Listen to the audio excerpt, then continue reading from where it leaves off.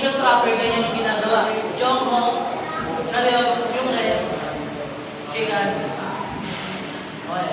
Yung B, ha? Siga. Go.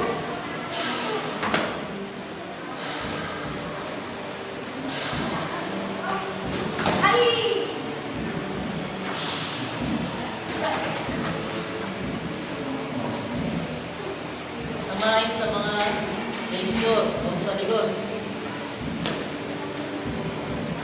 Dinecho. Good.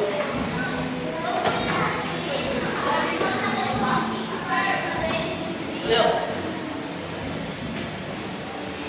Ayan sinasabi ko na, walang sense, pag sinipa mo yung likod lang niya, tatamaan ang siko niya, o kaya likod lang niya.